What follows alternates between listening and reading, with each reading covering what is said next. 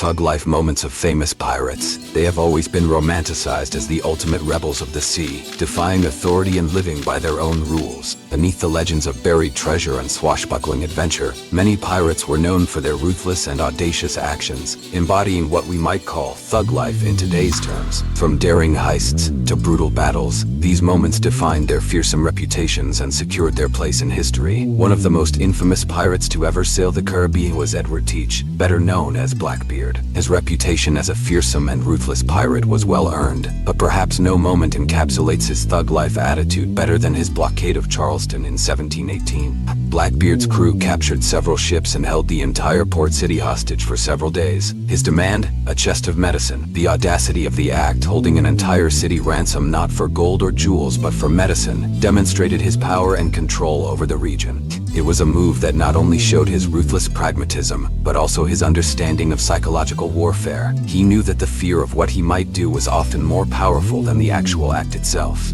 When the city complied, Blackbeard released his captives unharmed, sending a clear message that he was in charge, and no one was safe from his reach. But Blackbeard was not the only pirate to showcase such audacity. Anne Bonny, one of the few female pirates to gain notoriety, was known for her fierce temper and fearless nature. Raised in the Caribbean, she quickly grew bored of the traditional life and sought adventure on the high seas. Her thug life moment came when she joined forces with Calico Jack Rackham. Bonny was not content to stay on the sidelines. She dressed as a man, took part in battles, and was known for her violent temper. During one encounter when their ship was attacked, the male pirates hid below deck. Anne, along with fellow female pirate Mary Read, stayed above, fighting off the attackers. Her bravery and refusal to back down, even when the odds were against her, solidified her reputation as one of the fiercest pirates of the Golden Age. Not far behind in sheer audacity was Bartholomew Roberts, known as Black Bart. He was one of the most successful pirates of the era, capturing over 400 ships in his career. His thug life moment was arguably when he captured the governor of Martinique. The governor had previously sent a ship to capture Roberts, but the plan failed. In response, Roberts captured the governor and hanged him from the yardarm of his ship. This act was a direct message to those in power: mess with Roberts, and you would meet a swift and brutal end. This was not just about retaliation. It was about establishing a reputation that would precede him wherever he sailed. His flag, which depicted him standing on two skulls labeled ABH and ANH, a Barbadian's head and a Martinican's head, further cemented his image as a pirate who did not forget or forgive. Another pirate whose life was full of thug life moments was Charles Vane.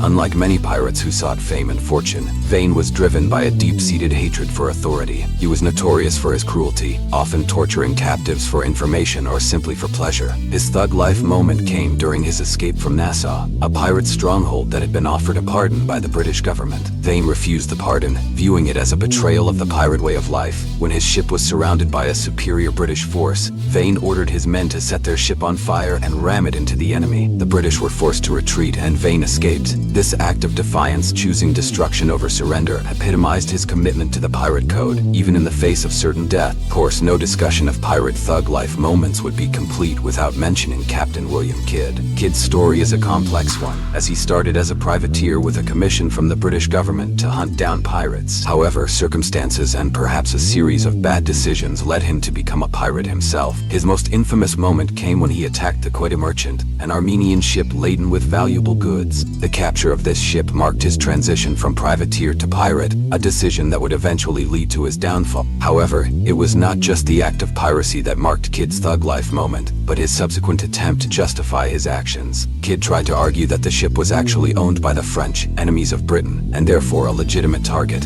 His brazen attempt to talk his way out of piracy charges, despite overwhelming evidence, demonstrated his cunning and willingness to defy the law to the very end. Unlike some pirates who preferred to intimidate rather than kill, Lowe was known for his extreme cruelty. His thug life moment came when he captured a Portuguese ship and discovered that the crew had hidden their valuables before he could seize them. In a fit of rage, Lowe tortured the crew by cutting off their lips, roasting them, and forcing them to eat the pieces. This act of barbarism shocked even his fellow pirates, and contributed to his reputation as one of the most sadistic figures in maritime history. Actions were not just about greed or power, they were about instilling fear, ensuring that anyone who crossed his path would think twice about defying him. While many pirates were motivated by greed, some were driven by a desire for revenge. Such was the case with Samuel Bellamy, also known as Black Sam. Bellamy started as a sailor but turned to piracy after being spurned by the father of the woman he loved. His thug life moment came when he captured the Whydah Galley, a heavily armed slave ship loaded with gold. Bellamy took the ship and its treasure, making him one of the wealthiest pirates of his time.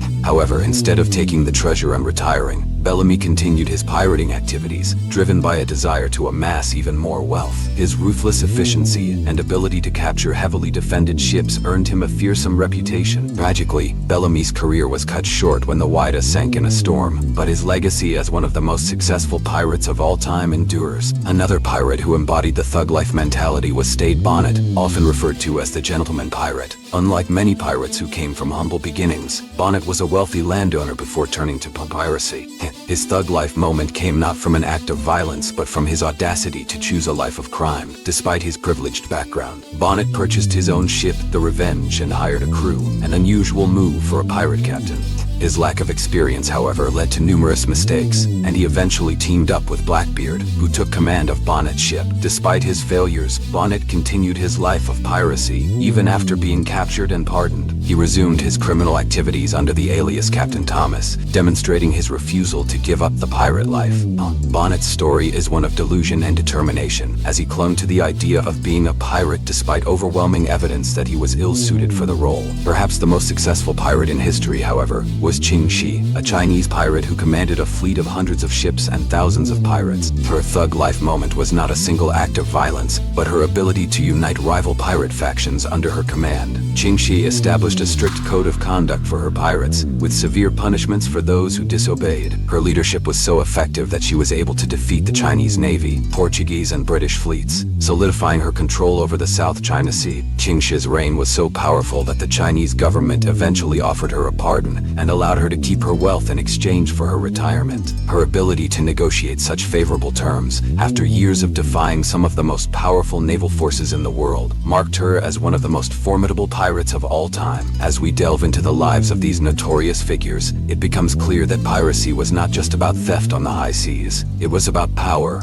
fear, and the relentless pursuit of freedom outside the bounds of conventional society. The thug life moments of these famous pirates illustrate the lengths to which they would go to maintain their autonomy and enforce their will upon others. Whether through acts of extreme violence, clever manipulation, or sheer audacity, these pirates carved their names into history, leaving behind legacies that continue to fascinate and terrify us to this day. And it's important to remember that these moments, while remarkable, also highlight the darker side of human nature. The thug life of pirates was often one of brutality and lawlessness, where the strong preyed upon the weak, and mercy was a rare commodity. These pirates lived and died by the sword, and their stories serve as both a testament to their incredible feats and a cautionary tale of the perils of a life lived outside the law. In conclusion, the thug life moments of famous pirates are as varied as the pirates themselves. From Blackbeard's psychological warfare to Ching Shih's strategic brilliance, each pirate brought their unique brand of ruthlessness to the high seas. These moments not only defined their careers but also cemented their places in history as some of the most feared and revered figures of their time. If you enjoyed this epic journey, please subscribe to our channel for more thrilling historical tales. Don't miss out on new videos. Hit the notification bell to stay updated.